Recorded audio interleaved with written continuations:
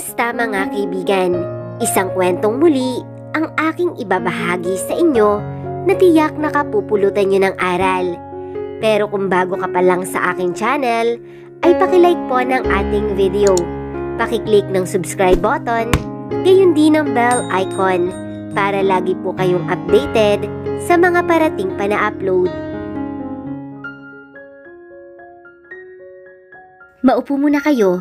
Pinasundo ko na ng chopper si Nathan at anumang oras ay darating na siya. Lutang ang aking pakiramdam hanggang ngayon at hindi ako makapaniwalang nasa loob kami ngayon ni tatay ng hasyenda. Sa isang opisina kami dinala ng sopistikadang babae na alam kong lola ni Nathan. Nakita ko pa ang paghain ng merienda ni Sexy sa amin. Ngiti-ngiti pa ito na makita ako. Ngunit ni Tango ay hindi ko magawang itugon sa kanya. Dahil hindi pa rin ako makapaniwala sa narinig ko kanina. Bumaling ako kay tatay. Kinuha ko ang atensyon nito, ngunit ang lingunin ako ay hindi nito magawa. Kalmado ito, ngunit nadodoon pa rin ang puot sa kanyang hitsura. Iha, ikaw ang nabuntis ng apo ko, hindi ba? Umupo ang sopistikadang babae sa harapan namin ni tatay. Titig na titig pa ito sa akin. At kumpara sa pamilya ni Adrian, ni hindi ko makitaan ng pandidiri ang hitsura nito. Tila nakikipag-usap lamang ito sa kalebel niya. Napatikim naman ako at imbes na sagutin ang tanong niya, ay tanong din ang ibinalik ko sa kanya. Hindi niyo po ba kami pagdududahan ng tatay ko na baka gumagawa lamang kami ng kwento, ma'am? Imbes ay tanong ko. Isabela, ano ba yung sinasabi mo? Pabulong na wika sa akin ni tatay. Tila nagulat din iyon at hindi inaasahan ang naging tanong ko. Maging ako rin naman sa sarili ko ay nagulat at lumabas iyon sa bibig ko. Ngunit gusto ko lang malaman ang opinyon ng babae sa harapan ko at tila hindi man lang kami nito pinagdududahan. Narinig ko mahina nitong pagtawa. Umayos pa ito ng pagkakaupo niya at pinag-cross ang magkabilang braso sa tapat ng dibdib niya. You look young and beautiful lady. Anito at pinasadahan pa ako ng tingin. At naniniwala ako sa tatay mo na binuntis ka ng apo kong si Nathan. Hindi siya magkakaganyan kung hindi totoo. And besides, nalaman ko lang nitong nakaraan ang pinagagagawa ng apo ko dito. Ginigipit niya ang pamilya ninyo para lamang sa kapiranggot na lupain. At kung hindi ako nagkakamali, ay kayo iyon, hindi ba? Malumanay ngunit maotoridad na sambit pa nito. Tama. Bago pa man ako makapagsalita, ay bigla na lamang sumabat si tatay. Sinatap ako ng batang si Nathan at pinalabas na nagnakaw ng pataba dito sa hasyenda ninyo, Doña Bella. Galit na wika ni tatay. Hindi na rin ako nagulat na kilala niya ang sopistikadang babae. Sa tagal ba naman ni tatay dito, ay malamang posible na iyong mangyari. At alam niyo ho ang masakit sa akin? Nakita ko ang pagpatak ng luha ni tatay. Napaiwas naman ako ng tingin. Sinamantala niya ang kainusentehan ng anak ko. Sinabi niyang ibabalik niya ang titulo ng lupa namin kapalit ng katawan ni Isabela. Napatungo ako nang tuluyan ko ng marinig ang paghagulhol ni tatay. Nasasaktan ako sa hinanakit ng boses nito. Parang pinipiga ang puso ko at dinudurog sa sakit. Bakit ang anak ko pa? Bata pa ang anak ko. Bakit niya kailangang linlangin ang paulit-ulit si Isabela? Ramdam ko ang puot ng paghihinagpis at galit sa boses ni tatay. Kaya maging ako naman ay hindi ko napigilan ang sarili ko. Pumatak na rin ang mga luha ko. Mabigat para sa akin ang nangyari. Ngunit ngayon ko lang napagtanto na mas masakit pala ito sa mga magulang ko. Inalagaan nila ako at pinalaki na maayos. Ngunit ganito lang ang mangyayari. Mawalang galang na po, Doña Bella. Ngunit sa tingin ko ay hindi sapat ang pananaksak ng ginawa ko sa batang si Nathan. At ngayon binuntis niya ang anak namin? Paano ang pangarap niya? Tinanggalan niya ng pangarap si Isabela. Muling humagulhol si tatay. Nakita ko pa ang pagtapik nito sa dibdib niya. Marahil ay nahihirapan itong huminga dahil sobrang sakit na dinadala niya. Hindi ko na napigilan pa ang sarili ko at dinaluhan ko si tatay. Niyakap ko ito at kahit tinatabi niya mga kamay ko ay mas hinigpitan ko pa ang yakap sa kanya. Narinig ko naman ang pagbuntong hininga ni Doña Bella. That's why I went home. Umuwi ako dito dahil sa mga kalokohang ginagawa ni Nathan sa pamilya ninyo. I'm so sorry about that at nandito ako para ayusin iyon. Umiling si tatay. Kahit tumingi kayo ng tawad, ay hindi na maibabalik ng demonyo ninyong apo ang kainosentahan ng anak ko. Madaming pangarap ang anak ko. Paano niya pa magagawa iyon kung ipinagkait na iyon sa kanya? Galit ngunit may hinanakit na wika ni tatay. Tila nanghihina na rin ito at nagsawa na sa pagtabig sa mga kamay ko.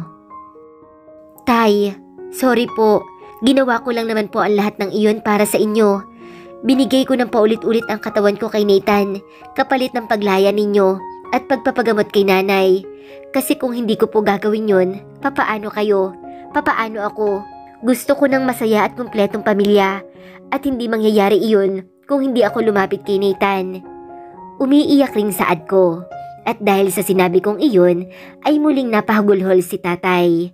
Sobrang lakas noon at tila sobrang sakit sa kanya ang kanyang narinig. Dinig ko pa ang pagbumura nito at ang pagkuyom ng kanyang kamao. Oh God, dinig ko namang naisatinig ni Doña Bella. I'm sorry to hear that. Makakaasa kayo, napapanagutin ko si Nathan sa bawat kamali ang ginawa niya. Dahil sa sinabing iyon ng Donya, ay kumala sa akin si tatay at lumingon dito. At ano ho ang plano ninyo? Ipapakasalin niyo ang anak ko sa apo ninyo? Katulad ng sinabi ninyo kanina? Walang pagdadalawang isip na tumango si Doña Bella. Yes, madiin na sambit nito. Pagak namang natawa si tatay. At papaano ho kayo nakakasigurong papayag ako sa gusto ninyo? Hindi pagpapakasal ng dalawa ang gusto kong mangyari dito. Madiin na wika ni tatay. Nanlilisik ang mga mata nito sa galit. Napatungo naman ako. Bagamat natatakot ako kay tatay, sang-ayon din ako sa gusto nito. Ayokong magpakasal kay Nathan.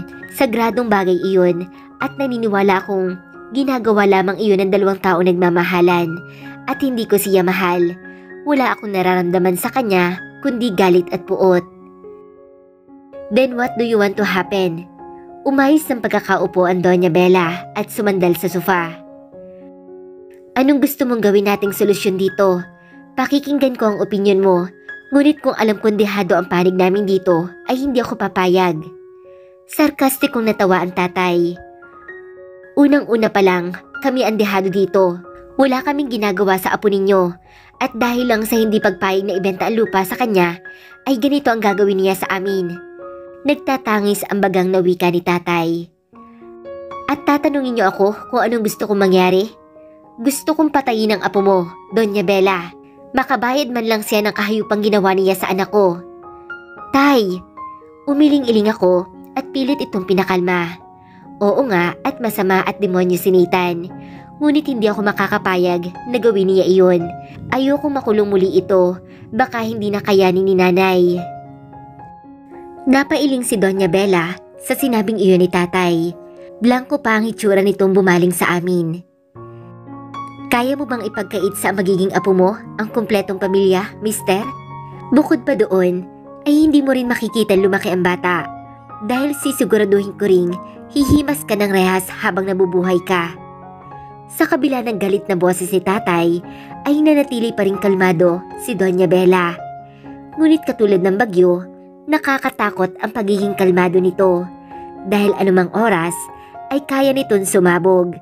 At iyon ang nakakatakot na mangyari. Matagal na nawala ng imik si tatay bago ito muling nagsalita. Mukhang nagkamali yata kami ng pagpunta dito. Pasensya na sa abala, Doña Bella. Isipin niyo na lang na hindi ito nangyari. Dahil katulad ng ginawa ng batang si Nathan sa anak ko, tatanggalan ko rin siya ng karapatan sa magiging anak niya. Pinalawi ka ni tatay. Tumayo na ito at hinilang kamay ko. Tara na Isabela. Anito pa. Akmang ihahakbang ko naman ang mga paa ko nang muling magsalita si Doña Bella. At iyan naman ang hindi ko pahihintulutang mangyari. Montemayor ang dinadala ng anak mo and that child deserve everything we have. Hindi ko hayaan lumaki ang apo ko na hindi pinaparanas sa kanya kung anumang meron kami. Walang sino mang Montemayor ang lalaki sa labas. Natigilan kami ni tatay.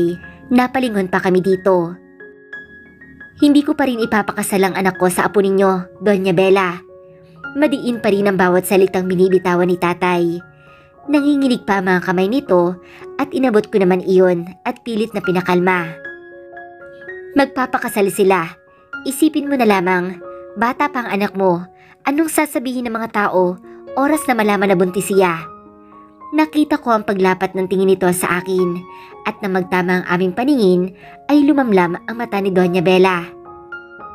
Kayo pa rin ang huhusgahan at ako bilang babae na nagmamalasakit sa kanya ay ayaw ko ring tawaging disgrasyang anak mo, mister. Kaya sana, hayaan mong managot ang apo kong sinitan sa ginawa niya sa anak ninyo. Malumanay na sambit nito. Nakita ko pa ang pagngiti nito sa akin. At ewan ko ba kung ano meron, ngunit sa pangiting iyon ni Doña Bella ay tila gumaan ang puso ko. Tila may humaplos doon dahilan upang kahit papaano ay mapanatag ako. Papaano ako makakasigurong hindi sasaktan ng apo ninyo ang anak ko kung ganoon? Napatingala ako kay tatay nang itanong niya iyon. Napaawang ang labi ko. Hindi kaya ay pumapayag na siya? Gago ang apo ko at hindi ko iyon kinukonsinti. Pero nakakasiguro akong hindi nananakit ng babae si Nathan. Bukod pa doon, ay alam niya ang pagiging kapalit ng aksyon niya. Oras na pagbuhatan niya ng kamay ang anak ninyo. Matagal na hindi nakaimik si tatay. Napabuga pa ito ng hangin at napailing. Pag-iisipan ko, Doña Bella, ang inaalok ninyo. Dahil hindi porke aakuin ninyo ang ginawa ng apo ninyo ay magiging maayos na ang lahat. Nangangati pa rin ang palad kong saktan ng apo ninyo. Nagulat akong tumango ang Doña Bella. You can do that. Suntukin, sasampalin, bubugbugin, o ano pa man kay Nathan. Hindi ako tututol. Dahil maging ako man ang nasa posisyon ninyo, ay higit pa doon ang gagawin ko. Ngunit ang tanging pakiusap ko lamang ay huwag mong papatayin ang apo ko. Gusto ko pa rin itong magpakatatay sa magiging anak nila. Dahil sa sinabing iyon ni Doña Bella, ay tila kumalma ang tatay ko. Dinig ko pa ang pagbuntong hininga nito. So please go back to sofa at hintayin niyo ang pagdating ni Nathan. Daanin natin sa magandang usapan ang nangyari. Hindi namin kayo tatakbuhan. Sinunod nga ni tatay ang sinabi ng Donya. Tahimik kaming bumalik sa pagkakaupo. Napainom si tatay ng tubig at sunod-sunod na muling napabuga ng hangin. Samantalang ako naman ay nakatungo lamang.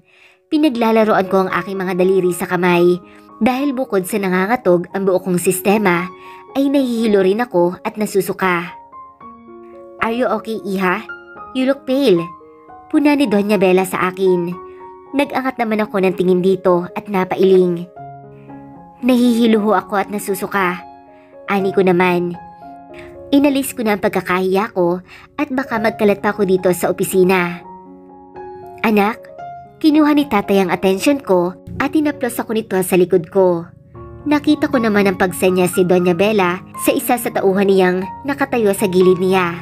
Yumuko naman ito at pinakinggan ang sinabi nito. Ilang segundo lamang ay lumabas ang tauhan at bumalik itong kasama si Sexy na may daladalang wheelchair.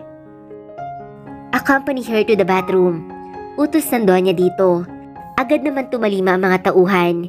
Inalalayan ako makaupo sa wheelchair. Salamat po. Pagpapasalamat ko naman. Napapikit pa ako at tuluyang umiikot ang paningin ko. Naramdaman kong gumalaw na ang wheelchair. Hanggang sa bumukas ang isa pang pintuan dito sa loob ng opisina. Inalalayan ako doon ni Sexy at pagkapasok sa loob ay muli akong naduwal. Naramdaman ko naman ang paghaplos nito sa likod ko kaya nagpasalamat ako at nang medyo ayos na ang pakiramdam ko ay binalik niya ako muli sa opisina. Salamat, Sexy. Ani ko pa nang alalayan ako nito pabalik sa sofa. Mahina namang napatali si Sexy.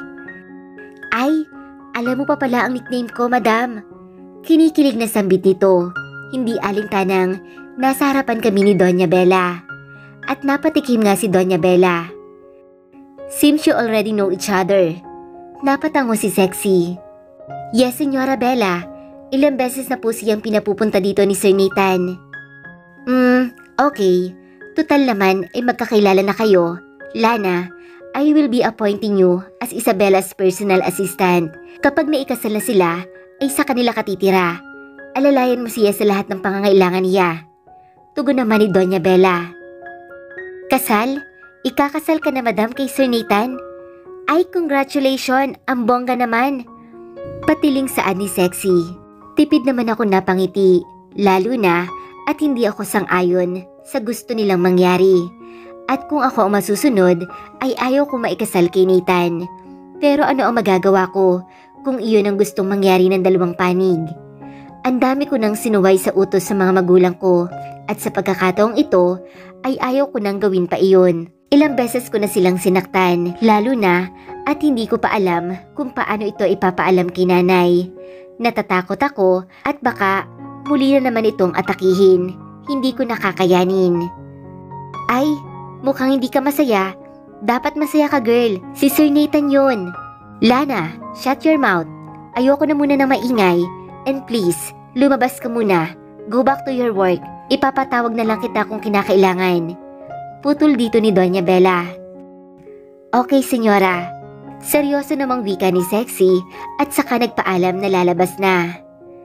Pagkaalis naman ito, ay muli namang bumaling sa amin si Doña Bella. Malapit na ang apo ko, ilang minuto na lang. Tumango naman si tatay. Kalmado na ito, ngunit hindi pa rin nakatakas sa paningin ko ang pagkuyom ng kanyang kamao. At ilang saglit pa nga ay nakita kong may binulong ang tauhan ni Doña Bella. Tumango naman ito. Tahimik na lumabas ang tauhan at makalipas ang ilang minuto, kasunod na nito si Nathan sa pagbalik niya. Abuela, what's with your urgent call? I still have a jet lag. Kadarating ko lang kagabi. Inaantok pang wika ni Nathan habang papasok ng opisina. At bago pa man ito tuluyang makapasok, ay natigilan ito nang makita kami ni tatay. Mula naman sa gilid ng mata ko, ay nakita ko ang pagtayo ni tatay. Handa na sana nitong sugurin si Nathan kung hindi ko lamang pinigilan. What are you doing here, Isabella? Gulat na saan nito. Nagpalipat-lipat ang paningin nito sa amin ng aking ama. Come here, Nathan. We will going to talk. Mautiridad na sambit ni Doña Bella. At kahit naguguluhan, ay agad namang tumalima si Nathan. Lumapit itong nakakunot ang noo sa amin. Paupo na ito sa gilid ng abuela niya. Ngunit masyadong mabilis ang mga pangyayari. Dahil bago pa man sumayad ang pag-upo nito sa sofa, ay hindi ko na malayang nakalapit na pala si tatay dito at pinaulan ito ng suntok sa mukha. Tarantado ka? Kinuha mo na ang kainosentahan ng anak ko, binuntis mo pa? Paulit-ulit na bigkas ni tatay dito. Akma naman lalapit ang tauhan doon, ngunit pinigilan ito ni Doña Bella. Hinayaan ito si tatay sa ginagawa niya. At nang akmang papalag si Nathan, ay saka nagsalita si Doña Bella. Gumanti ka, Nathan, kung ayaw mong tanggalan ka ng mana. Mautiradad na saan nito. At dahil doon, ay hinayaan ni Nathan ang tatay ko sa pambubugbog sa kanya. Nasa sahig lamang ang dalawang kamay nito at hindi pumapalag, habang si tatay ay nasa ibabaw niya. Tama na, tay. Tama na po. Naiiyak na pakiusap ko. Dahil lamang sa sinabi kong iyon, ay saka tila natauhan si tatay. Habol ang hiningang umalis ito sa ibabaw ni Nathan. Nanlilisik pa rin ang paningin ni tatay kay Nathan.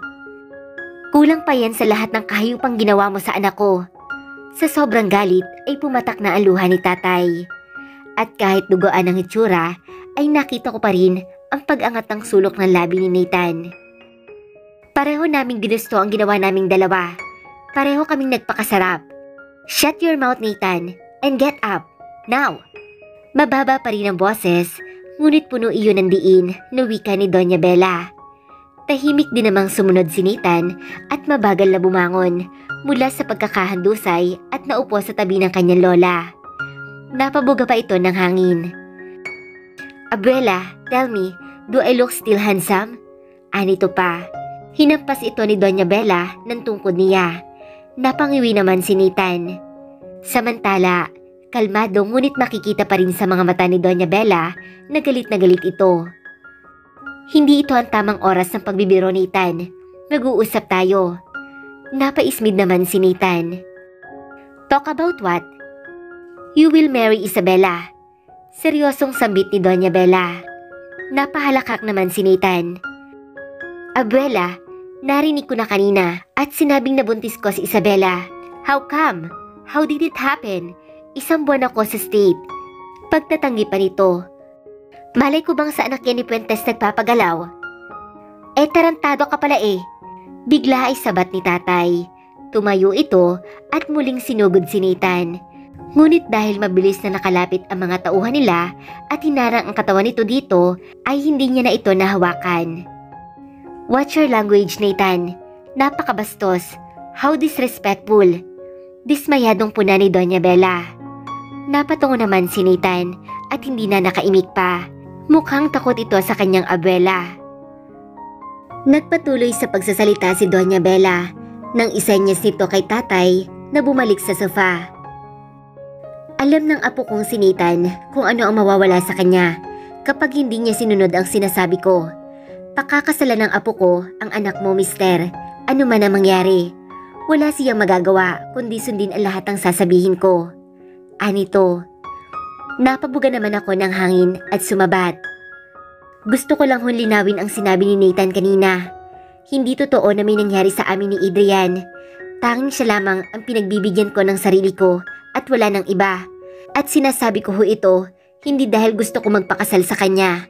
Gusto ko lamang linisin ang pangalan ko. Ayaw kong isipin ni tatay na madumi akong babae dahil hindi iyon totoo. At alam namin pareho na may nangyari sa amin bago siya umalis. Tumango naman si Doña Bella. You don't have to explain yourself, Iha. Hindi kita huhusgahan sa sinabi ng apo ko. I know him too well. Alam ko kung kailan totoo o hindi ang mga lumalabas sa bibig niya. Abuela, bigla ay saan ni Nathan. Ramdam ko ang galit sa boses nito at may tutol din doon. Ngunit dahil sa kaharap namin ng kanyang lola, ay hindi ito makapalag. At hindi naman ito pinansin ni Doña Bella. Para mapanatag ka, mister, ay sisiguraduhin ko sa iyo na hindi mapapahamak sa amin si Isabella. Bukod sa paghingi ko ng tawad, ay babayaran din ng pamilya namin ang lahat na nagawa sa inyo ni Nathan. Ipapaayos namin muli ang bahay ninyo at sasagutin din namin ang pagpapagamot ng asawa mo. At maliban pa doon, ay aasikasuhin namin kaagad ang kasal nilang dalawa sa lalong madaling panahon. Pinallasaan nito. Narinig ko naman ang pagbuga ng hangin ni Nathan at nanlingunin ko ito ay naabutan kong nakatingin ito sa akin ng masama. Nag-iwas na lamang ako ng tingin. Abuela, you can do this to me. Dinig kong bulong na protesta ni Nathan. Nilingon naman ito ni Doña Bella. Shut your fucking mouth, Nathan. Tinutuwid ko lamang ang mga pagkakamali mo. Hindi nakapagsalita si Nathan. Napatungo na lamang ito at napakuyom ng kamao. Halatang hindi nito nagustuhan ang mga narinig niya. Nailing ako. Pareho lang kami. Hindi ko ito gusto. At mas lalong hindi ko gugustuhing maikasal sa kanya. Ngunit anong magagawa ko? Para sa bata sa aking sinapupunan, muli ako magsasakripisyo.